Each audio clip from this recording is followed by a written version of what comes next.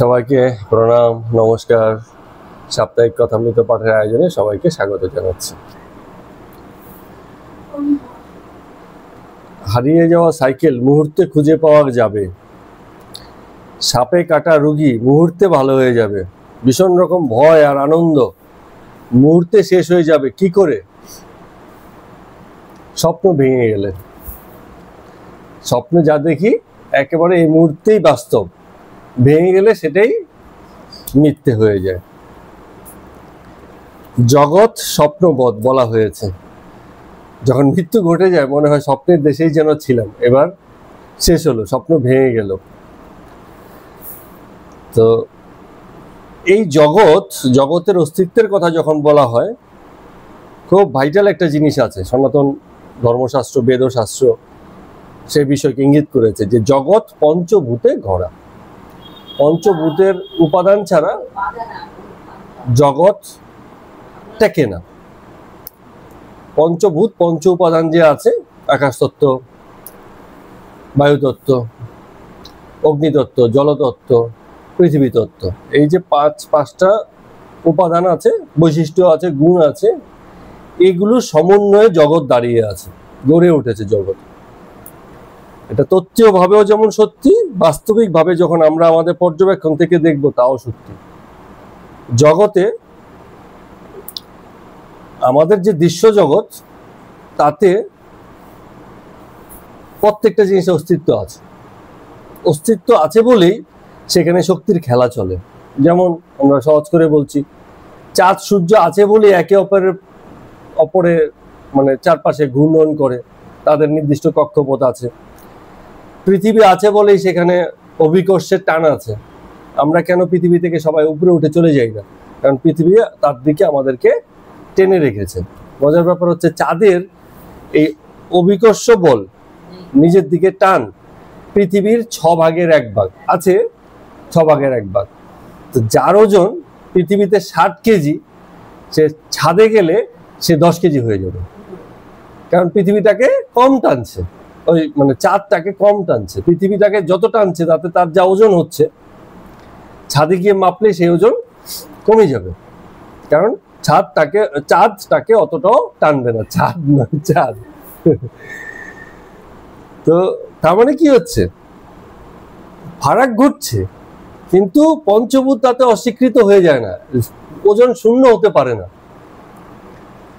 মানে শূন্য হতে পারে। যেমন মহাকর্ষে যখন যায়, মহাকাশে, সেখানে না পৃথিবীর টান না অন্য কোনো গ্রহের টান, মহাশূন্যে চলে গেছে, সেখানে কোনো আশেপাশে গ্রহ নক্ষত্র নেই, টান নেই। সেখানে যদি কেউ মহাশূন্যে কেউ ভাসতেই থাকবে, বেশিই থাকবে, মানে সে ডানেও যাবে না, বাঁও যাবে না। তাকে যেতে গেলে কিছু একটা ধরে টেনে যেতে হবে, কারণ স্বাভাবিক। মহাকাশ হয়তো চাঁদেরও পরের অংশ। চাঁদ তো আমাদের থেকে খুব বেশি দূর নয়, মানে এমনিতে অনেক দূর, কিন্তু তাও খুব বেশি দূর নয়। মহাকাশ তার থেকেও বেশি দূর। তো না, মঙ্গল অনেক দূরে, অনেক দূরে। মঙ্গলে তো এখনো পর্যন্ত মানে মহাকাশ পাঠাতে পেরেছে, গেছে মনে হয়, মহাকাশের যন্ত্রপন্ত্র পাঠিয়েছে, মঙ্গল গ্রহে পাঠিয়েছে, কিন্তু কোনো জীবিত কাউকে পাঠানো সম্ভব হয়নি এখনো অব্দি। শুনেছি কাকে যেন প্রশিক্ষণ দেওয়া হচ্ছে, একটা মেয়েকে। হ্যাঁ, মানে ও ফিরে আসতে পারবে না। হ্যাঁ, ওকে তৈরি করা হয়েছে। হ্যাঁ,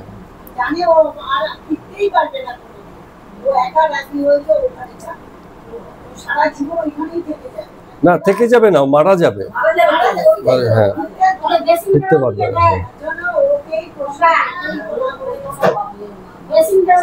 স্বেচ্ছাকর্মী, এমন তো আমরাও করি। ধরুন নতুন কোন টিকা আবিষ্কৃত হয়েছে, তখন না বলতে পারবে, ওই যে আপনার হ্যাঁ সব পাঠিয়ে দেবে। ও যতক্ষণ পর্যন্ত ওখানে আছে না, নিজে ফিরে আসতে পারবে না। উপায় থাকলে ফিরে আসতে পারতো, কোনো হয়তো টেকনিক্যাল সমস্যা আছে, যেতে পারবে, কিন্তু ফিরে আসার হয়তো তার সেই ফুয়েল এনার্জি যেমনই হোক, কিছু একটা, আমরা টেকনিক্যাল পার্সন নই, তার থাকবে না, উপায় নেই। অথবা এমন হতে পারে যেতে যেতে হয়তো অনেক বছর লাগতে পারে। তো এত বছর পরে গিয়ে আর ফিরে আসতে পারবে কিনা এরকম অনিশ্চয়তা থাকতে পারে। যেমনই হোক, আমরা মূল প্রসঙ্গ থেকে সরে যাবো না যাই, সেটা হচ্ছে যে জগৎ পঞ্চভূতে গড়া আছে, তত্ত্বীয় ভাবেও আছে, বাস্তবিক ভাবেও আমাদের আছে। কারণ কি, জগৎ তার নিজেই প্রমাণ। অর্থাৎ জগৎ বলতে আমরা যা বুঝবো সেখানে কিছু না কিছু বস্তু উপাদান, শরীর, ভৌত শরীর থাকবে, তবেই জগৎ। এমনকি শক্তি ও শক্তিমান ছাড়া, শক্তির উৎস ছাড়া শক্তির মানে প্রকাশ নেই। তার একটা উৎস আছে, জায়গা আছে। যেমন শব্দ যে প্রবাহিত হয়, বায়ু থাকতে হবে, বায়ু ছাড়া শব্দ চলতে পারে না, ঠিক আছে? ইথারের মধ্য দিয়ে বেতার তরঙ্গ চলে। তো মানে রিলেটেড অনেক বিষয় আছে যে একটা ছাড়া আরেকটার অস্তিত্ব নেই। মানে এমন কিছু জগতে নেই যে কোনো কিছুর উপরেই নির্ভর করে না, এরকম জিনিস নেই, সবই রিলেটেড। এবং কেন রিলেটেড? কারণ ওই পঞ্চভূতের বন্ধন তার আছে, ওই বন্ধন ছাড়া তার অস্তিত্বটা নীতি হয়ে যায়। তো এখন সেদিনকে একজন আমার কাছের লোক জিজ্ঞেস করছিল যে তাহলে এই যে তত্ত্ব বলছো, এই তত্ত্বের উপর ভিত্তি করে ঈশ্বরের কি ব্যাখ্যা হবে? তো আমার হিসেবে তখন আমি তাকে বললাম যে ঈশ্বরের ব্যাখ্যা হচ্ছে ঈশ্বর সাকার, সাকার ছাড়া ঈশ্বর সম্ভব না। নিরাকার ঈশ্বর একটা অবাস্তব কল্পনা, নিরাকারের কোনো কনসেপ্টই নেই। অসীম কোনটা? যেই পর্যন্ত আমাদের সীমানা, তারপরে আর যা যেতে পারছি না সেটাই অসীম। কিন্তু তার মানে এই নয় যে সেখানে যাওয়া যাবে না, আমার জন্য অসীম, সেই সীমানাও বাড়তে পারে। তাহলে যারা বলছে যে মানে নিরাকার, নিরাকারের কোনো কনসেপ্ট নেই, কি সেটা কেউ বলতে পারবে না নিরাকার সম্পর্কে, সুতরাং এই কনসেপ্ট দাঁড়ায় না।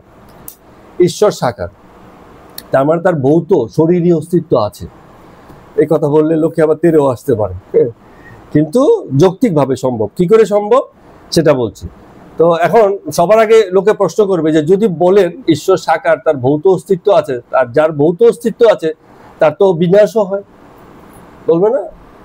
যে যার শরীরে আছে, ভৌত অস্তিত্ব যা থাকবে তার তো পরিবর্তন হয়, বিনাশ হয়, জন্ম হয়, মৃত্যু হয়।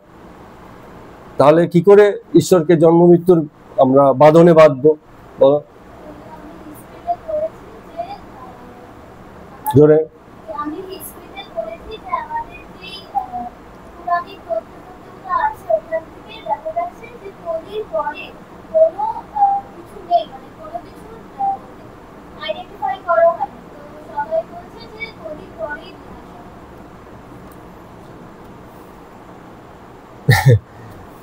আমার যা ধারণা, যা বলা হচ্ছে বা যা আছে, বিনাশ বলতে কিছু হয় না, পুনর্গঠন হয়, বিনাশ বলে কিছু না। কারণ এই জগতের শুরু সম্পর্কে আমাদের কোনো ধারণা নেই, এই জগতের শেষ সম্পর্কে আমাদের কোনো ধারণা নেই। সুতরাং যারা বলছে কলির পরে ধ্বংস হয়ে যাবে, বিনাশ হয়ে যাবে, এই কনসেপ্টে দাঁড়ায় না। কারণ এই ভৌত অস্তিত্ব কোথায় যাবে?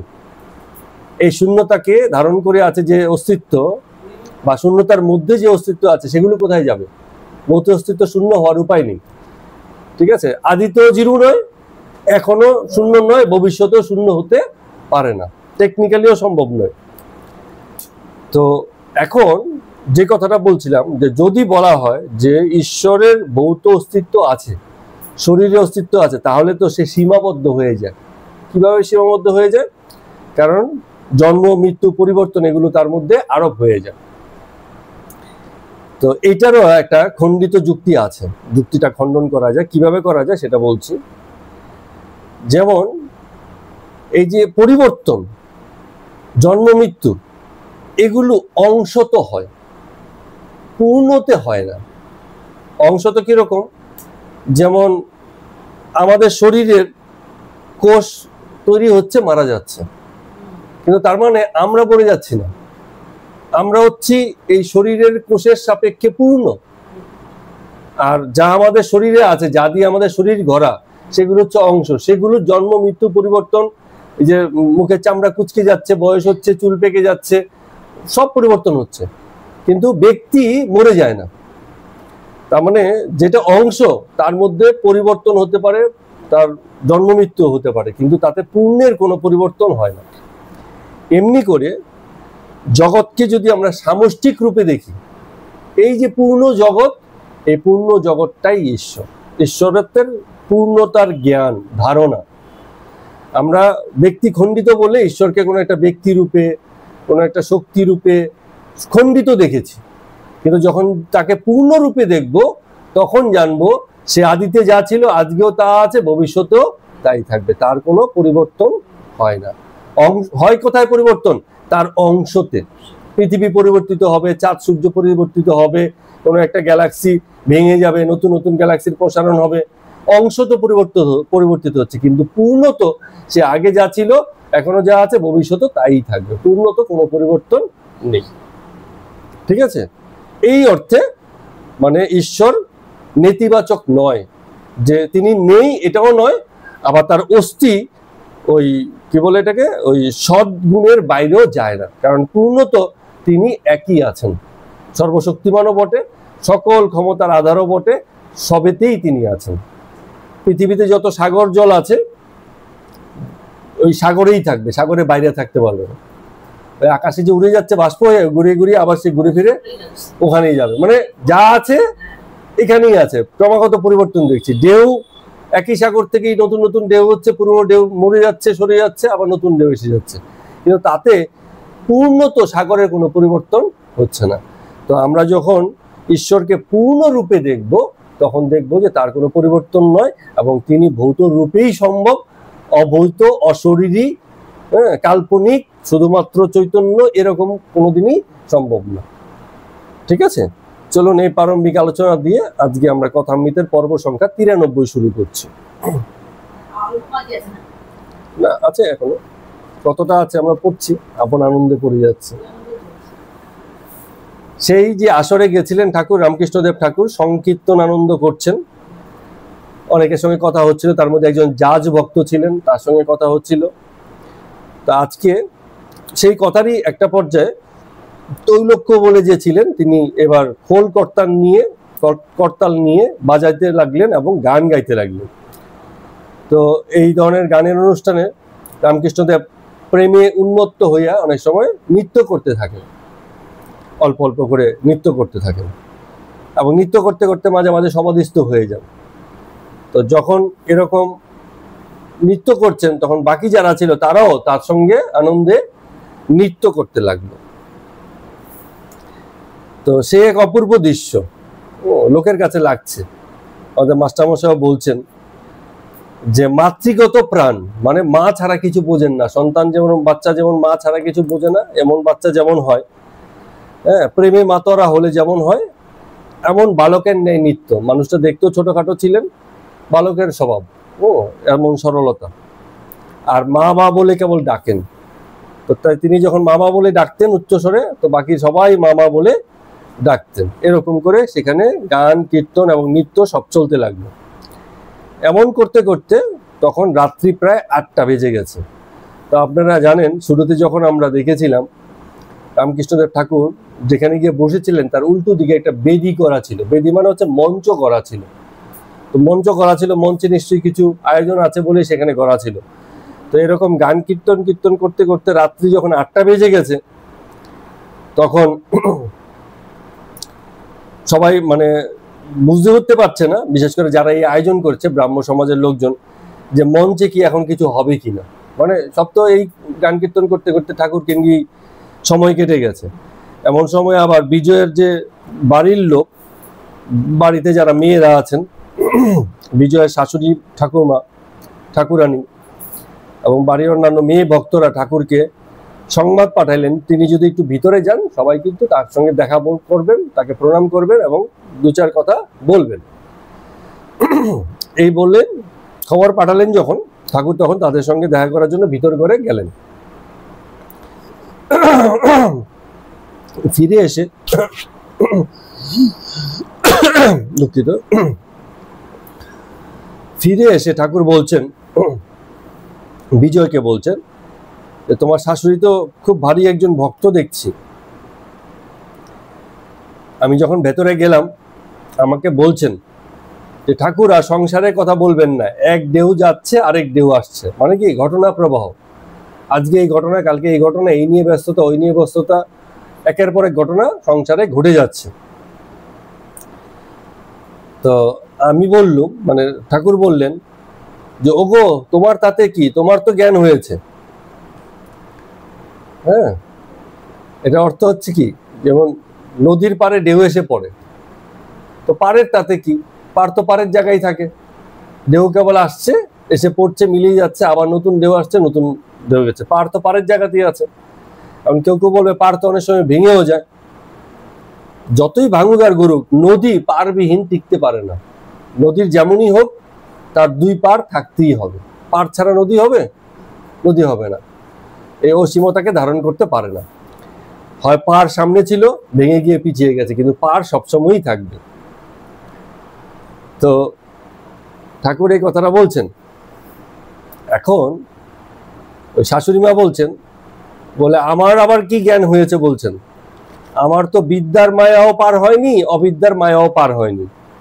আর অবিদ্যার মায়া যদি বা পার হয়, বিদ্যার মায়া পার হতে হবে, তবে না জ্ঞান। এই কথা তো আপনিই বলেন। ঠাকুর এসে হাসছেন। তো অ্যাকচুয়ালি তাই হয়। এই যে পারাপারের গল্প যেটা আছে, এটা তো আমরা আগেও জানি, যে নদীর এপার কহে ওপারে সব সুখ, এরম ব্যাপার। তো এখন হরিণ হয়ে যে জন্মেছে, সে কি বলবে, বলে আমার থেকে দুঃখী আর কে আছে, সারাক্ষণ বাঘ ঘুরে বেড়াচ্ছে আমাকে খাওয়ার জন্য। এখন বাঘ মনে মনে বলছে যে এবার বাঘ হয়ে জন্ম, তাহলে বুঝবে যন্ত্রণা কতটা। কারণ কি, একটা হরিণ পারে, তাহলে বাঘের কিন্তু আর খাওয়ার উপায় নেই, না খেয়ে থাকতে হয়, দিনের পর দিন, 2 দিন 3 দিন না খেয়ে থাকতে হয়, খাবার জুটছে না, হরিণ শিকার হচ্ছে না। বাঘ মরে যায় মূলত অনাহারে। কত কষ্ট চিন্তা করুন। বাঘের মৃত্যুর অন্যতম কারণ হচ্ছে অনাহারে মৃত্যু। যখন কোনো দুর্ঘটনায় অথবা খানিকটা বয়স হলে পরে বাঘের দাঁত পড়ে যায়, বাঘের কি হচ্ছে, দাঁত পড়ে যায় অথবা ভেঙে যায়, দুর্ঘটনায় ভেঙে যায়। হাড় মাংস চিবিয়ে খেতে গেলে ভাঙতে পারে না, এরকম দুর্ঘটনায় দাঁত ভেঙে যায় অথবা পড়ে যায়। এমন যদি হয়, তখন সেই বুড়ো বাঘকে, মানে বাঘের উপায় থাকে না, সে কোনো শিকার করে খাবে, এছাড়া দুর্বল হয়ে যায় তখন। তো মূলত মারা যায় অনাহারে। তো এবার হরিণ তো খুব খুশি জগতে। কেন খুশি? কারণ ওর তো ঘাস খাওয়ার ব্যাপার, ঘাসের তো কোনো অভাব নেই। হ্যাঁ, তো কিন্তু হরিণের মানসিকতা কি, যে আমার জীবন আমি জানি, চারপাশে কত বাঘ ঘুরে বেড়াচ্ছে, কিন্তু বাঘের যন্ত্রণা বাঘ নিজেই বুঝতে পারে যে আমার যন্ত্রণা এর থেকেও কঠিন, কারণ খাবার না পেলে আমাদেরকে অনাহারে থাকতে হয়। এরকম ব্যাপার। তো শাশুড়ি মায়ের কথা প্রসঙ্গে এই কথাটা বলা যায়, তাই না? বলছে যে ঢেউ একের পর এক আসছে, তা আসবেই, কিন্তু জীবনই এমন। এখন মানে কি হয়, যে আনন্দ নিতে হয়, যেটা বাঘও নেয় হরিণও নেয়। জন্মাবা মাত্রই আনন্দ, জীবন পাওয়া মাত্রই আনন্দ। এই যে ঘাস খেয়ে বেড়াচ্ছে, কত সুন্দর, আনন্দ করছে, এই বেঁচে থাকাটাই আনন্দের। বাঘের ক্ষেত্রেও তাই হয়, একদিন খেলো কি 2 দিন খেলো না, তাতে কিছু যায় আসে না, সে ঘুমিয়ে মানে তার জীবনযাপন করে সে আনন্দে থাকে। তো এবার বেনি পাল এসে বলছেন বিজয়কে যে এবার মহাশয় গাত্রোত্থান করুন, এবার উঠুন, মঞ্চে উঠুন, নাহলে তো সেই যে মঞ্চ করা হয়েছে কি কাজে আসবে। তো এবার বিজয় বলছে, একটা সুন্দর কথা বলেছে, বলে আগে যদি পায়েস খাইয়ে দেন, এখন কি করার ডাল আর অন্যান্য ব্যবস্থা করলে ভালো হবে। মানে ঠাকুরের নাম কীর্তন যখন হয়েই গেছে, ঠাকুর যখন এত সুন্দর কথা নাম কীর্তন করে ফেলেছে, এখন আমি আর মঞ্চে উঠে কি বলবো, বলার তো কিছু আর নেই। ঠিক আছে? তো ঠাকুরও হেসে হেসে বলছে, যার যেরকম আয়োজন, কেউ কেউ প্রথমে পায়েস খাওয়ায়, কেউ কেউ পঞ্চব্যঞ্জন খাওয়ায়, কেউ কেউ ছাগ বলি দেওয়া, মাছ মাংস খাওয়ায়, যেমন যেমন অবস্থা, এক একজনের একরকম ব্যাপার। তো বিজয় তখন ঠাকুরকে গিয়ে বলছেন যে আপনি তাহলে অনুগ্রহ করে অনুমতি দিন, তবেই আমি বেদি থেকে উঠবো, এছাড়া উঠবো না, আর তো কিছু বলার নেই এখানে। তো রামকৃষ্ণদেব ঠাকুর বলছেন যে অভিমান গেলেই হলো, আর কিছু না। আমি লেকচার দিচ্ছি আর তোমরা শোনো, এই অভিমান না থাকলেই হয়। অহংকার জ্ঞানে হয় না, অহংকার অজ্ঞানেই হয়। নিচু জায়গাতে বৃষ্টির জল দাঁড়িয়ে পড়ে, যদিও জায়গা উঁচু হয়, বৃষ্টির জল কিন্তু দাঁড়ায় না। তো ব্যক্তি যদি অহংকারে থাকে, তাহলে সে জলা জংলা নোংরাতে পরিবেষ্টিত হয়ে যাবে। তো এই জন্য ঠাকুর আবার বলছেন যে মাঝে মাঝে আমি অনেক সময় বলি, কেউ যদি আমায় গুরু বলে, আমি বলি দুঃশালা, হ্যাঁ গুরু আবার কি রে? এক সচ্চিদানন্দ বই, অন্য কোনো গুরু নেই। তিনি যদি শেখান তবেই শেখা হয়, আর না হলে কোনো গুরুর ক্ষমতা নেই কোনো শিষ্যকে কিছু শেখাবে বলে। ঠিক আছে, ফলে গুরু বলতে কিছু নেই, এক সচ্চিদানন্দই গুরু, তিনি শেখালে, তিনি চাইলেই শেখা হয়। তো আমাদের আচার্যদের যা অবস্থা, বিজয়কে উদ্দেশ্য করে বলছেন যে যখন 10 জনে মানতে শুরু করে, তখন পায়ের উপর পা দিয়ে বলে আমি বলছি আর তোমরা শোনো। এই ভাবটা বড় খারাপ। হ্যাঁ, তো সবাই বলবে আহা বিজয় বাবু কত জ্ঞানী লোক। ও এইটা মনে মনে ভেবো না, যেটা সবসময় আমি ভাবি যে আমরা যন্ত্রী আর তিনি যন্ত্র। না, উল্টো হয়ে গেল কথাটা, মা যন্ত্রী আর আমরা হচ্ছি যন্ত্র। অর্থাৎ আমাদেরকে তিনি বাজাচ্ছেন, আমরা বলাচ্ছি না, ঠিক আছে, বলছি না, এইরকম ভাব। তো তারপরে বিজয় বলছেন যে না, যদি আপনি বলেন তবেই আমি মানে ওই বেদিতে গিয়ে উঠবো, না হলে আমি উঠবো না। তো রামকৃষ্ণদেব হাসতে হাসতে বলছেন যে চাঁদ মামা তো সবারই মামা, তোমারও মামা আমারও মামা। হ্যাঁ, তুমি মাকেই বলো, মা যদি অনুমতি দেয় যাবে, আমি বলবার কি? হ্যাঁ, চাঁদ মামা সবারই মামা। তো বিজয় তারপরও দাঁড়িয়ে আছে দেখে তারপর রামকৃষ্ণ ঠাকুর খুব বিনীত ভাবে সুন্দর করে বলছেন যাও যাও, যেমন পদ্ধতি আছে করো, গিয়ে মঞ্চ করা হয়েছে যখন ওঠো, কোনো অসুবিধা নেই। হ্যাঁ, তখন বিজয় সেই মঞ্চে আসীন হয়ে ব্রাহ্ম সমাজের যা নিয়ম পদ্ধতি হিসাবে উপাসনা করা, যেটা অলরেডি হয়ে গেছে, তারপরে আবার সেই উপাসনা করলেন এবং খুব আন্তরিকতার সাথে করলেন, মা মা বলে ডাকলেন, এত সুন্দর করে করলেন যে তাতেও সকলের মন ভরে উঠল। এরপরে যা হয় যে কোনো অনুষ্ঠানের শেষে শতরঞ্চি পাতা হলো, গালিচা পাতা হলো, এবং সকল ভক্তরা সেখানে বসলেন। উপাদেয় লুচি, কচুরি, পাঁপড়, নানাবিধ মিষ্টান্ন দ্রব্য, দধি, ক্ষীর, সে সময় এসবের খুব চল ছিল এবং লোকে খেতেও পারত। তো ভীষণ রকম আনন্দের সাথে সকলে প্রসাদ গ্রহণ করল। তো যখন প্রসাদ খাওয়া শেষ হয়ে গেছে, রামকৃষ্ণদেব ঠাকুর বিজয়ের সঙ্গে বসে একান্তে কথা বলছেন যে এই যে তুমি মঞ্চে উঠে মামা বলে প্রার্থনা করছিলে, খুব ভালো লাগলো। এটাই তো প্রকৃত শক্তি, আন্তরিকতা। তো বিজয় বলছেন যে ব্রহ্ম যদি মা হয় তাহলে তিনি সাকার না নিরাকার? ওই একই প্রশ্ন লোকের মধ্যে ঘুরে ফিরে, সাকার না নিরাকার। তো রামকৃষ্ণদেব বলছেন যখন নিষ্ক্রিয় তখন তাকে ব্রহ্ম বলে কই, আর যখন সৃষ্টি স্থিতি প্রলয়ের কাজ করেন তখনই তাকে শক্তি বলে কই।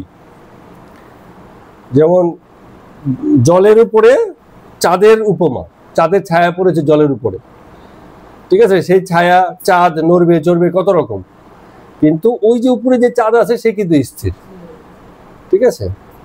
তাহলে এই যে ব্রহ্মের যে উপমা, তার যে স্বরূপ, যেমন ভাবে আমরা তাকে দেখি বা দেখতে পাই, সেটার মধ্যে অনেক রকম পরিবর্তন হয়, তার মধ্যে বিকার হয়, সাকার হয়, এই হয় সেই হয়, কিন্তু এ যার প্রতিচ্ছবি সে কিন্তু স্থির অটল আছে। তার মানে কি প্রকৃতি স্বরূপে খেলাটা চলছে, পুরুষ স্বরূপে কোনো খেলা নেই, নৈর্বৃত্তিক, ঠিক আছে, শুধু চৈতন্য স্বরূপ। কিন্তু চৈতন্য ওই পুরুষ শরীরটাকে বাদ দিয়ে নয়, প্রকৃতির রূপটাকে বাদ দিয়ে নয়, পুরুষটা প্রকৃতির আধারেই দাঁড়িয়ে আছে। হ্যাঁ, অথবা আমরা দুই বলতে পারি যে পুরুষ আছে বলেই প্রকৃতি আছে, আবার প্রকৃতি আছে বলেই পুরুষ আছে, দুই সত্য, কোনোটাকে বাদ দিয়ে কোনোটাকে চিন্তা করা যাবে না। বিনা প্রকৃতি কেবলই পুরুষ অসম্ভব, এটা অলিক কল্পনা। আমরা বলি না যে জগতে এক সময় হয়তো পুরো জগৎটাই ছোট হয়েছিল, এটা এটা আমরা বলতে পারি না। সেই দিন কোন দিন যখন এই বিশ্ব ব্রহ্মাণ্ড একটা ক্ষুদ্র কণা আকারে ছিল বা শুধুমাত্র ঈশ্বরের আদ্যা শক্তি রূপে ছিল, সেই দিন কোন দিন আমরা জানি না, এটা অসম্ভব জিনিস। জগৎ এত বিস্তৃত, এত বড় হয়ে আছে, এর কোনো একটা মানে আদি অস্তিত্বের কথা কল্পনাও করা যায় না, বেকার, এসব কল্পনা করা বেকার, কল্পনাই শুধু। তো ঠাকুর এই কথাটা বললেন, বলে এই যে আমরা সাকার নিরাকার এই যে কথাগুলো বলছো, তুমি যে রূপে ভাবো সেই রূপেই তাকে চিন্তা করো, বাকিটা তুমি ঠিক জেনে যাবে। প্রথম যখন দ্বন্দ্ব থাকে মনের মধ্যে, এটা না ওটা, নানান রকম কথা, নানান রকম প্রশ্নের জন্ম হয়, আবার এক সময় সব তিনি জানিয়ে দেন। একটা উদাহরণ দিয়ে বলছেন, বলে তুমি যখন শ্যাম্পুকুরে পচবে তখন ওই জিজ্ঞেস করে ঠিক তেলিপাড়াতেও পৌঁছতে পারবে। তারপর যখন কলকাতা যেতে পারবে তখন বারাসাতেও আসতে পারবে। আগে তো কলকাতায় আসো, তারপর না বারাসাত কোথায় জানবে। যেমন আমরা অনেক সময় ঠিকানা দিই না, যে আগে শ্রীনগর এই পর্যন্ত আসুন, তারপর আমি বলে দিচ্ছি আমার বাড়ি কোথায়, তাই না? প্রথমে যদি বাড়ির ঠিকানা দেন, ও তো তখনও আসেইনি, ও কি করে বাকিটা বুঝবে? যখন শ্রীনগর চলে এলো তখন বললেন, হ্যাঁ ওই যে দেখো পুকুর পাড় আছে, মজা পুকুর, ওই একটা গাছ আছে, মন্দির আছে, মন্দিরের উল্টো দিকে আমার বাড়ি। আগে ওটুকু আসতে হবে, তারপরে বাকিটা। তো এই কথাটাই বলছে যে সাকার নিরাকার হচ্ছে প্রাথমিক ভাবনা। যারা বোঝে না, সেই পর্যায়ে যায়নি, এরকম চিন্তা করতে থাকে, তাতে অসুবিধা নেই। এসব নিয়ে তুমি এগিয়ে গেলে একসময় তুমি নিজে বুঝতে পারবে তিনি কেমন। যেমন আজকে শুরুতে আমরা যে কথাটা বলছিলাম ঈশ্বর তত্ত্ব সম্পর্কে, যেমন আমার পূর্ণ বিশ্বাস এবং ধারণা, পাকাপোক্ত ধারণা যে ঈশ্বর সাকারেই আছেন, নিরাকারে সম্ভব না। একদম আমি পূর্ণরূপে বিশ্বাস করি। হ্যাঁ, এ নিয়ে কোনো আমার মনের মধ্যে কোনো দ্বন্দ্ব নেই। কিন্তু একসময় দ্বন্দ্ব ছিল, সাকার না নিরাকার, অনেকের মধ্যে দ্বন্দ্ব আছে, সাকার না নিরাকার, এই নিয়ে তর্ক বিতর্ক চলে। কিন্তু আমি নিরাকারকে মানিই না হিসাব মতো। মানে এটা একটা অবাস্তব জিনিস। হ্যাঁ, সাকারেই আছে, যা আছে সাকারেই আছে। আমি জানি না, আমি দেখিনি, আমি তার পূর্ণত্বের ধারণা নিতে পারি না, সেটা আমার ব্যর্থতা। কিন্তু যা আছে ভৌত অস্তিত্বেই আছে, এর বাইরে কিছু নেই। আমাদের যত কথা সব হচ্ছে অনুরূপে, অংশত, যে কারণে আমরা পূর্ণত্বের ধারণা করতে পারি না। তো ঠাকুর এই কথা বলছেন যে সব ঠিক আছে, শুধু মতুয়ার বুদ্ধি লাগিও না। এটা ঠাকুর প্রায় বলেন, মতুয়ার বুদ্ধি। মতুয়ার বুদ্ধি মানে কি? মতুয়ার বুদ্ধি হচ্ছে যে ঈশ্বরের উপর ভরসা করলাম, আবার নিজেও একটুখানি চিন্তা ভাবনা করতে লাগলাম যে হ্যাঁ এবার দেখা যাক কি হয়। মানে অনেক সময় হয় না, সবটা ওই যে আমাদের ইসের মতো, যে সব তার ইচ্ছা, তিনি নিয়ে গেলে যাব, না হলে যাব না, কিন্তু মনে মনে আগে ঠিক করেছি তোর বাড়িতে আমি যাব না। এটা হচ্ছে মতুয়ার বুদ্ধি। মানে আমার ভাবনা পুরো ঠিক আছে, আমি আমার জায়গাতে ঠিক আছে, কিন্তু মুখে বলছি আরেকটা। মতুয়ার বুদ্ধি হচ্ছে এরকম, মতুয়া এরকম বলতে থাকে। আচ্ছা, মানে তাদের মানসিকতার জন্য, তাদের মনোভাবনার জন্য এই কথাগুলো বলা হচ্ছে। হ্যাঁ,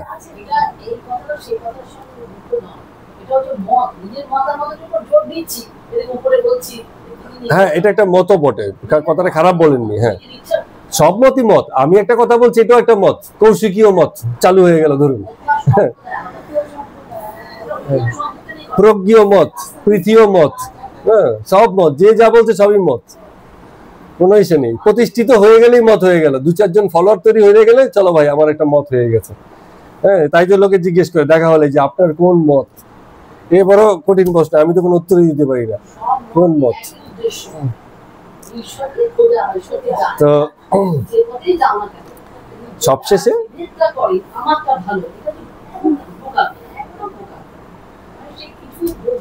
তো এখানে এসে ঠাকুর এই কথাটা বলছেন যে এক ছটাক বুদ্ধিতে ঈশ্বরের স্বরূপ কি বুঝবে বলো। হ্যাঁ, বুদ্ধি তো এক ছটাক, এত বড় চৈতন্যের কি বুঝবে? তোমার সেই চৈতন্যের অংশ তো কি মানে আছে যে দিয়ে আর পূর্ণ চৈতন্যকে বুঝবে? হ্যাঁ, এক ঘটি মানে ঘটিতে কি আর 4 সের দুধ ধরবে? ঢেলে দিলে বেরিয়ে পড়ে যাবে, থাকবে না। সেই জ্ঞান যদি দেনও, ওই যে আমরা একদিন বলেছিলাম যে ঈশ্বর যদি এসে দেখাও দেন, বুঝতেই তো পারবো না ঈশ্বর এসেছিলেন। সেই বুদ্ধি তো নেই। জগতের বুদ্ধিতে জগৎকে দেখছি, সব তো দেখছি চোর বাটপার, কি আমাকে ঠকাতে এলো। ঈশ্বর এসে উপকার করতে এসছে, দেখা গেছে ওকে অপমান করে বার করে দিয়েছে, বলে কোথাকার কে যাও ভালো। হ্যাঁ,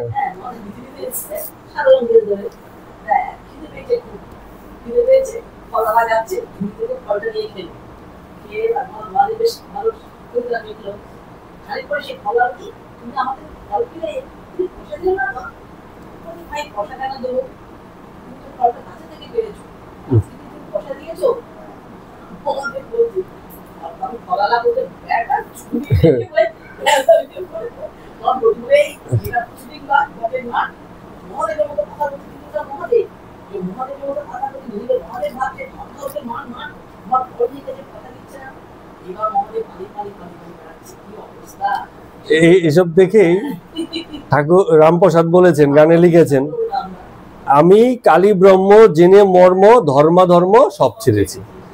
ধর্মও ছেড়েছি, অধর্মও ছেড়েছি। ধর্মটা কি? এই যে যত বিধিবদ্ধ আচার অনুষ্ঠান করে ধর্ম পালনের চেষ্টা হয়, সেসবও আমার উঠে গেছে। আর অধর্ম মানে কি? অসৎকর্ম, জগতে যা কিছু ক্ষতিকর বা যা কিছু নিন্দিত বলে বলা হয়েছে, সেই অসৎকর্মও ছেড়েছি, ধর্মও ছেড়েছি, কিছুই রাখিনি। নিজের কাছে।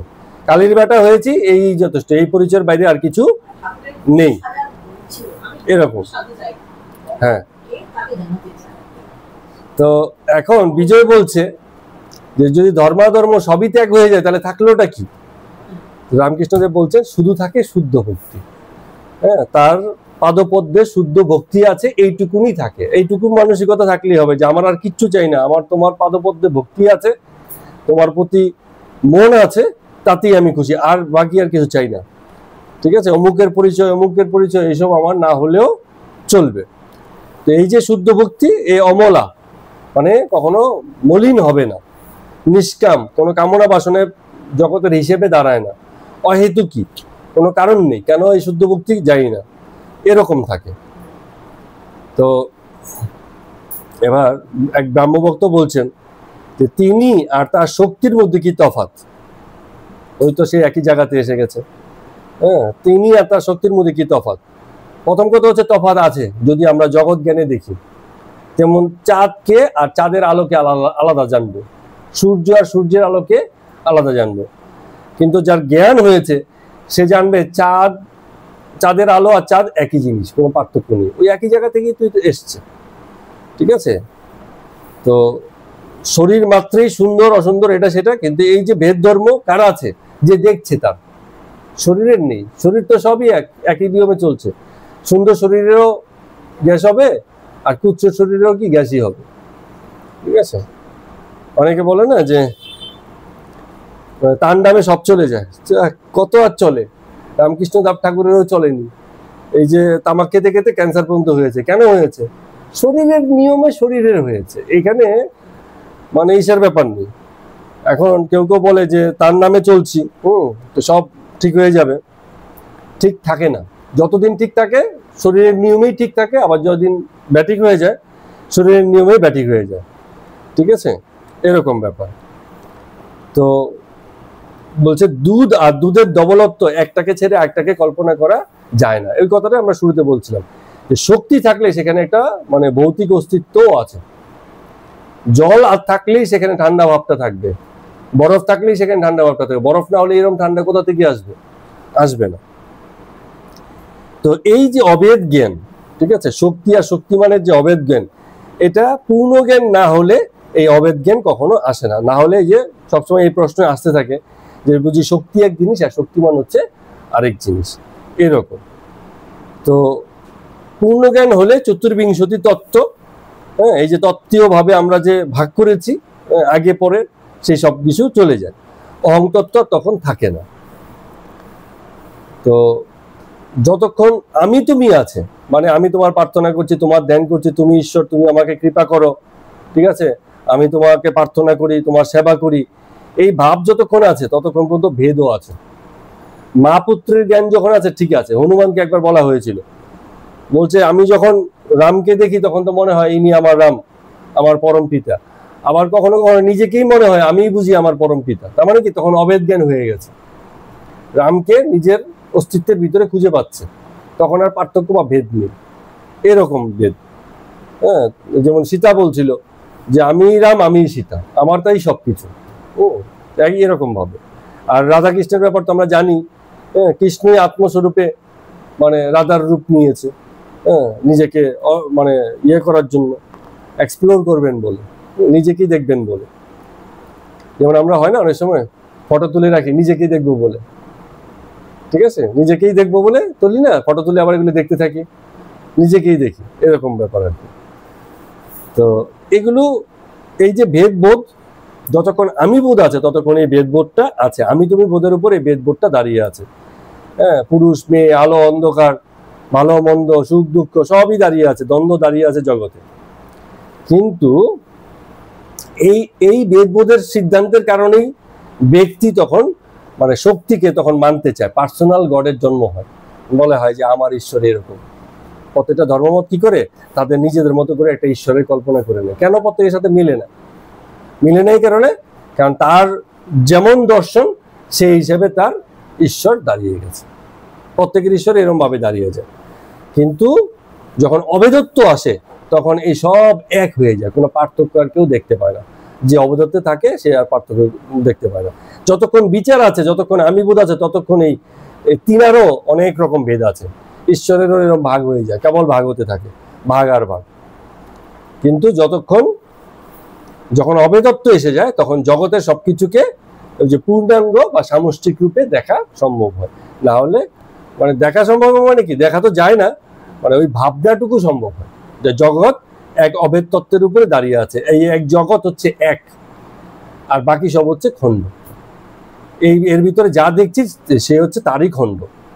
যেমন আমরা বলেছিলাম না, ওই যে কি বলে এটা, মিষ্টির দোকানদার গোয়ালা একটা প্লেটের মধ্যে কি করে, সন্দেশ তৈরি করে, কি করে প্রথমে চেপে চেপে চেপে চেপে সন্দেশটাকে সমান করে, তারপরে কি করে এটাকে ছুরি দিয়ে এটাকে পিস করে। তো সন্দেশ তো সেই একটাই ছিল, যখন পিস হলো তখন আমরা বললাম এক টুকরো সন্দেশ দাও, এক টুকরো সন্দেশ দাও, কিন্তু সন্দেশ তো সেই একটাই ছিল। তো এই যে একটা, এই সমগ্রতা, এই ভাবনাটুকু ভাবাটাই হচ্ছে সমদর্শন। এটুকুই লোকে ভাবতে পারে না বলে সম্প্রদায়ের সৃষ্টি হয়ে যায়, ভেদের সৃষ্টি হয়ে যায়, পার্সোনাল গডের তৈরি হয়ে যায়। পার্সোনাল গড মানে কি, আমি যেমন সেই হিসাবে আমি একটাকে কল্পনা করে, ধারণা করে একটাকে মানে রূপ দিয়ে রেখেছি। ঠিক আছে, আমার এরকম। ঠাকুর এই বিষয়ে একটা কথা বলবেন একটু পরে, আমি যাচ্ছি। সুন্দর কথা বলেছে, এরকম ভাবে বলার লোক নেই, কেউ বলে না। তো এবার বিজয় বলছেন যে এই যে আদ্যাশক্তির দর্শন আর এই ব্রহ্মজ্ঞান, এই দুটোই কি করে হতে পারে, মানে সেই অবেদত্বের কথাই বলছেন। যে কোনো একটা হলে তো ভেদ দর্শনই হলো। তো ঠাকুর বলছেন যে ব্যাকুল হৃদয়ে তার জন্য প্রার্থনা করলে, চিত্তশুদ্ধি হলে, যখন ওই যে জলে যে সূর্যের প্রতিবিম্ব পড়েছে সেটাকে না দেখে সূর্যের দিকে যখন দেখবে, তখন তোমার অবেদত্বটা আসবে। এরকম আমার পুকুরে একরকম প্রতিবিম্ব, ওর পুকুরে আরেক রকম প্রতিবিম্ব, ওর ক্যামেরা একরকম, ও আবার বিশেষ জল বানিয়ে তার মধ্যে আরেক রকম দেখছে। প্রত্যেকেই আমরা গডকে নিজের নিজের মতো করে নিজের পাত্রে দেখছি, কিন্তু এসবকে বাদ দিয়ে যখন মানে সেই মানে প্রতিবিম্বের যে মূল, যেখান থেকে প্রতিবিম্ব বা রিফ্লেকশন তৈরি হচ্ছে, তার দিকে তাকাবো, তখন আর কোনো ভেদ নেই। কিন্তু তার দিকে তো তাকাতেই পারি না, সূর্যের দিকে কতক্ষণ তাকিয়ে থাকা যাবে? একটু তাকালেই পরে চোখ সরিয়ে নিতে হবে, সম্ভব নয়, ক্ষমতা নেই। তো বলছে ব্রহ্মজ্ঞান যদি চাও, এই প্রতিবিম্বকে ধরে ধরেই তবে সেই মূল সূর্যের কাছে যেতে হবে। প্রথমে প্রতিবিম্বই ধরবে, তারপরে আস্তে আস্তে মূল সূর্যের কাছে যেতে হবে। বলছে এই জগতে দেখো চারদিকে, কেউ সাকার মানে, কেউ নিরাকার মানে, কেউ হিন্দু হয়েছে, কেউ মুসলমান হয়েছে, কেউ খ্রিস্টান হয়েছে। তো কেন এত হয়েছে? জগৎ দাঁড়িয়ে আছে বেদে, তিনি বেদ তৈরি করে রেখেছেন, এই জন্যই এই বেদ হয়েছে। বেদ হওয়াটা মুশকিল নয়, আমরা ভেদ আছি, আপনি আমি আলাদা আছি, সেটা এক পর্যায়ের ভাবনা, এটা অসত্য নয়, কিন্তু এটাই সত্য, বাকি আর সবকিছু মিথ্যা বা একত্বের কোনো অস্তিত্ব নেই, এই ভাবনাটা ভুল হয়ে যাচ্ছে। ঠিক আছে, হতে পারে বাহ্যিকভাবে আমাদের কোনো এক পর্যায়ে মনে হতে পারে আলাদা, কিন্তু যখন পূর্ণরূপে দেখব, সামষ্টিক রূপে দেখব, একত্বের জায়গা থেকে দেখব, সবই এক। এই পর্যায় থেকে দেখলে পরে স্বস্বরূপকে জানা যায়, আত্মস্বরূপকে চেনা যায়, নিজের অস্তিত্ব সম্পর্কে জানা যায়। না হলে সবাই বলবে আমি হিন্দু, আমি অহংকারী, আমি মুসলমান, আমি অহংকারী, আমি খ্রিস্টান, আমি অহংকারী। এইরকম একটা ভালো উদাহরণ দিয়েছেন ঠাকুর। বলছে এর বাড়ি ওর বাড়ি থেকে লোকে গরু নিয়ে যায়, মাঠে গিয়ে যখন ছেড়ে দেয় সব এক, মিলেমিশে এর বাড়ির ওর বাড়ি সব এক হয়ে মাঠে মানে এই করতে থাকে, তখন আর কোনো ভেদ থাকে না। আবার যখন বাড়িতে নিয়ে আসবে বিকেলবেলা, তখন যার যারটা শেষে নিয়ে আসবে।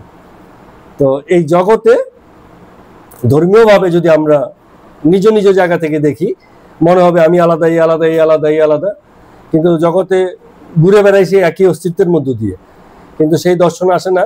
কিন্তু যখন আবার ঘরে ফিরে যাই তখন মনে হয় যে হ্যাঁ, এবার নিজের ঘরে বুঝি ফিরে এলাম। তো তখন রাত্রি প্রায় 10টা হয়ে গেছে।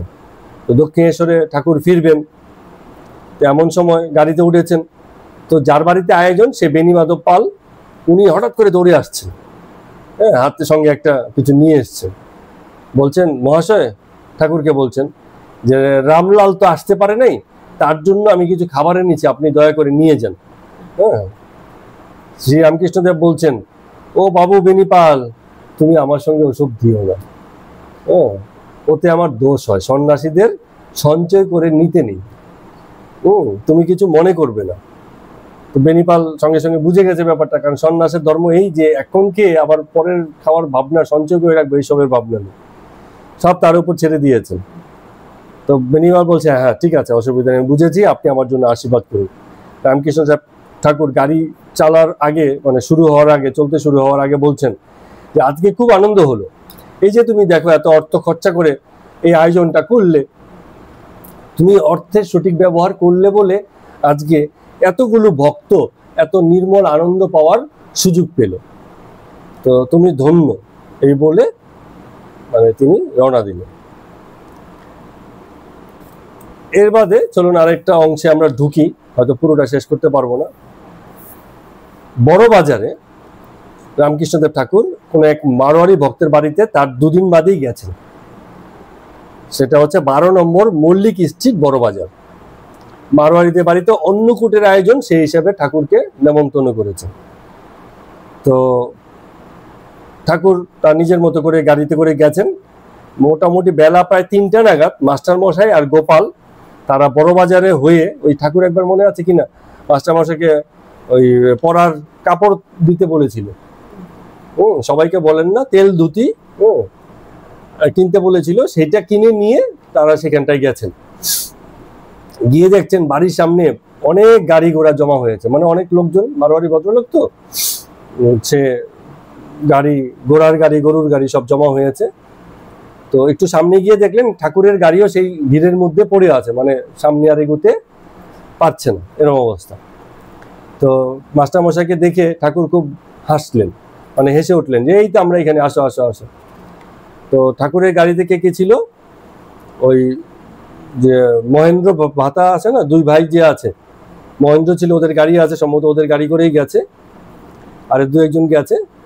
তো ঠাকুর কি করলেন, ওই মাস্টারকে দেখে তাদের সঙ্গে নেমে গেলেন, গাড়ি থেকে নেমে গেলেন, এবং মাস্টার মশাই তাদেরকে পথ দেখিয়ে সেই মারোয়ারি বাড়িতে নিয়ে যাচ্ছেন। তো মারোয়ারি বাড়িতে ঢুকে দেখছেন যে বাড়ির নিচে মানে কাপড়ের গাঁট উঠানের উপর পড়ে আছে, কারণ কি মারোয়ারি ব্যবসায়ীতে তখন বড় বাজারে কাপড়ের কাজই করবে, হ্যাঁ, আর গরুর গাড়িতেও সেই মাল বোঝাই করা হচ্ছে, তখন তাদের ব্যবসা আর কি, বাড়ির নিচে দেখছেন। তো সবাই মিলে ভক্তদের নিয়ে দোতলায় উঠে এলেন। তো মারোয়ারি ভদ্রলোক তাদেরকে নিয়ে আবার 3তলার একটা ঘরে নিয়ে গেলেন এবং সেখানে বসালেন। তারপরে দোতলা 3তলা বাড়ি, সম্ভ্রান্ত বাড়ি, ব্যবসায়ীর বাড়ি। তো সেই ঘরে আবার মা কালীর পট রেখেছেন মারোয়ারি ভদ্রলোক। বড় বাজারে যারা মারোয়ারি ভদ্রলোক আছে অনেকেই কিন্তু মা কালীর ভক্ত আছে, ঠিক আছে, তাদের এছাড়াও মা কালীরও ভক্ত আছে। আপনি দক্ষিণেশ্বরে গেলেও দেখবেন প্রচুর মানে মারোয়ারি ভক্ত সেখানটায় যায়। সবার অবাধ্যার, সবাই যেতে পারে, কোনো অসুবিধা নেই। তো সেই মারোয়ারি ভদ্রলোক ঠাকুর যখন বসলেন তখন তার পদসেবা করতে লাগলেন। ঠাকুর বললেন যে থাক থাক, করতে হবে না। পরে আবার একটু কি ভেবে বললেন যে আচ্ছা একটু করো। ঠাকুরের মানে করো মানে সেবাটা নিজের হিসাবে নিচ্ছেন না, যে সেবার মানসিকতা আছে যখন করুক, একে মানে ফিরিয়ে দিয়ে লাভ নেই। প্রণাম করতে চাই করুক, প্রণাম করার অভ্যাসটা তো থাকুক, কাউকে প্রণাম দিতে চাইছে, অহংকার দূর না হলে প্রণামও ঠিক মতো হয় না। মনে যদি অহংকার থাকে, কেউ যদি ঠেলে পাঠিয়ে দেয় যা গিয়ে প্রণাম কর, তার প্রণাম তো পুরো হবে না, কারণ সে সমর্পণ করেনি। প্রণাম মানে কি? সমর্পণ, সাধুতার প্রতি শ্রদ্ধা। তো সেই শ্রদ্ধা তো তার আসেনি, সে তো উপরি উপরি প্রণাম করছে। তো কেউ যদি সত্যি সত্যি করতে চায় তাহলে তাকে করতে দেওয়া উচিত, যাতে তার শ্রদ্ধাটা থাকে, এই অর্থে বলছেন আর কি। হয়তো এসব চিন্তা করে বলেছেন, কেন করছেন জানি না, এই বলছেন। মাস্টারকে জিজ্ঞেস করছেন তোমার স্কুলের কি খবর? মাস্টার বলছেন আজকে ছুটি আছে। তো পরে একজন মারোয়ারি ভদ্রলোক, তার বাড়িতে একজন পণ্ডিত ভদ্রলোক ছিলেন, শাস্ত্রীয় পণ্ডিত, তাকে ঠাকুরের কাছে পাঠালেন যে আপনি আসুন, ঠাকুরের সঙ্গে কথা বলুন। তো সেই পণ্ডিতজি যখন আসলেন তখন তার সঙ্গে ঠাকুরের বিভিন্ন রকম কথাবার্তা হচ্ছে। 2-4টা কথা আমরা আজকে একটু আলোচনা করছি। তো ঠাকুর জিজ্ঞেস করছেন পণ্ডিতজিকে যে অবতার কিসের জন্য? রামকৃষ্ণদেব ঠাকুর জিজ্ঞেস করছেন সেই পণ্ডিতজিকে। পণ্ডিতজি বলছে পরিত্রাণাং সাধুনাং বিনাশায়ং চ দুষ্কৃতম ধর্ম সংস্থাপনায় সম্ভবামি যুগে যুগে। এটা সেই গীতার শ্লোক, ঠিক আছে। অর্থাৎ কেন অবতার আসে? সে মানে ইসে করার জন্য, পরিত্রাণ বা উদ্ধার করার জন্য, সাধুদেরকে উদ্ধার করার জন্য আর ধর্ম সংস্থাপন করার জন্য। তো ঠাকুর বলছেন যে অবতার মানে ভক্তের জন্য আসে, কিন্তু জ্ঞানীর জন্য অবতার নয়। কারণ যখন জগতে এই যে মানে দুষ্কৃতি ভরে যায়, তখনও জ্ঞানী জ্ঞানীর জায়গাতেই থাকে। কারণ জ্ঞানী জগৎকে একরকম দেখে, আর ভক্ত জগৎকে আরেক রকম দেখে। জগতে ভক্তই প্রধান, জ্ঞানী কজন আছে? জ্ঞানী তো কম, 2-4 জন। তো ভক্তের জন্য যখন উদ্ধারের অবস্থা তৈরি হয়, যে উদ্ধার করা দরকার, তখনই অবতার আসেন। অবতার তাহলে আসেন ভক্তের জন্য, জ্ঞানীর জন্য না। জ্ঞানী তখনও সেই জায়গাতেই দাঁড়িয়ে আছে, কারণ জ্ঞানী হচ্ছে কামনা শূন্য। তো রামকৃষ্ণদেব বলছেন, আচ্ছা पंडित जी आप बोलिए যে ভাব কাকে বলে আর ভক্তি কাকে বলে। তো পণ্ডিত জি বলছে যে ঈশ্বরকে চিন্তা করে মনোবৃত্তি কোমল হয়ে যায় যখন, তখন তার নাম হচ্ছে ভাব। কতটা সুন্দর বলেছে, যেমন সূর্য উঠলে বরফ গলে যায়। মানে ঈশ্বরের নাম চিন্তা করলে, তার কথা ভাবলে মনটা মানে জগতের যত রকম কুটিল চিন্তা সব থেকে বেরিয়ে গিয়ে শুধু মানে শান্ত হয়ে যায়, এরকম। তো এটা হচ্ছে ভাব, মানে ঈশ্বর চিন্তা করাটাই হচ্ছে ভাব। আর রামকৃষ্ণজি ঠাকুর বলছেন যে প্রেম কাকে বলে তাহলে বলুন। তো পণ্ডিতজি তখন কিছু একটা ব্যাখ্যা করলেন প্রেম বিষয়ে। তো রামকৃষ্ণ বলছেন যে না, প্রেম মানে তা নয়, ঠিক আছে? প্রেম মানে ঈশ্বরেতে এমন ভালোবাসা যে জগৎ ভুল হয়ে যায়, নিজের যে দেহ আছে সেটাও ভুলে যায়। এটা হচ্ছে প্রেমীয় অবস্থা, যেমনটা চৈতন্যদেবের হয়েছিল। এই প্রসঙ্গে আমি একটুখানি অ্যাড করি। প্রেম হচ্ছে সেই অবস্থা যেখানে যার প্রতি প্রেম, সেই ব্যক্তির কথা ব্যক্তি ভুলে যায়। যেমন আমরা ভালোবাসা কাকে বলি, যেমন ধরি এই প্রজ্ঞাকে আমরা সবাই ভালোবাসি, প্রজ্ঞা হচ্ছে সকলের ভালোবাসা। কিন্তু এমন ভালোবাসি যে প্রজ্ঞার কথাই ভুলে গেছি। ভালোবাসা এমন, তখন প্রজ্ঞা থাকলো না, প্রজ্ঞার মতো যত আছে এরকম সবাইকেই ভালোবাসে, তখন সেটা কি হচ্ছে? প্রেম হয়ে যায়। তার মানে যতক্ষণ ব্যক্তির বোধ আছে, প্রজ্ঞা আছে, বিশেষের প্রতি ব্যক্তির প্রতি ভালোবাসা আছে, তখন সেটা ভালোবাসা। আর যখন এই ভালোবাসাটা সার্বজনীন হয়ে যায়, সবার প্রতি হয়ে যায়, তখন হয়ে গেল সেটা প্রেম। প্রেম অনেক উচ্চ, ভালোবাসা ব্যক্তিগত, আর প্রেমটা হচ্ছে অনেক উঁচু, সার্বজনীন, বিশেষ কারো প্রতি নয়, ঠিক আছে? এই জন্য কৃষ্ণ প্রেম শুধু কৃষ্ণের প্রতি নয়, জগতের প্রতি, পূর্ণাঙ্গ ঈশ্বরের প্রতি। হ্যাঁ, এরকম প্রেম বললেই সেই উচ্চতা। প্রেম কোনো ব্যক্তি বিশেষের প্রতি হতেই পারে না, তাহলে সেখানে মানে ব্যক্তিগততা এসে গেল, সেই ব্যক্তিগত প্রেম হবে, অথবা ভালোবাসা হবে, ভালো লাগা হবে, এইসব ব্যাপার হবে, কিন্তু প্রেম হবে না। প্রেম মানে সার্বজনীন, উঁচু, যখন ব্যক্তি যাকে ভালোবাসছে তার কথাও ভুলে যায়, যে ভালোবাসছে তার কথাও ভুলে যায়, এরকম অবস্থা। আচ্ছা, এবার পণ্ডিতজি একটা ভালো কথা বলছে, বলে আগে ঠিকই বলেছেন, যেমন মাতালের হয়, যখন ব্যক্তি মাতাল হয় তখন জগতে কার সঙ্গে কি আচরণ করছে এটারও কোনো হুঁশ নেই, নিজেরও কোনো হুঁশ নেই, নিজের শরীরের কোনো হুঁশ নেই, বলে এরকম অবস্থা। হ্যাঁ, মাতাল হলে তো জগতের হুঁশ থাকে না, নিজেরই হুঁশ নেই, নিজেরও হুঁশ নেই, জগতের হুঁশ নেই, কারোর প্রতি কি বলছে না বলছে কোনো কিছুই ঠিক নেই, ঠিক আছে? তো প্রেম হচ্ছে সেই পর্যায়ে, তার মানে যাকে ভালোবাসছে তার প্রতিও হুঁশ নেই, যে ভালোবাসছে তার নিজের প্রতিও কোনো জ্ঞান নেই, এরম অবস্থা, উচ্চ এতটা। তো এই পর্যন্তই রাখলাম, মজার একটা জায়গাতে এসে এখানে শেষ করছি আমরা। তার মানে প্রেমে যখন মাতাল হয়ে যায়, ঈশ্বর প্রেমে যখন মাতাল হয়ে যায়, তখনই আসলে ঈশ্বরের প্রতি সত্যিকারের প্রেম প্রতিষ্ঠিত হয়। আজকের মতো কথা আমি তো এখানে শেষ করছি। সবাইকে প্রণাম এবং নমস্কার।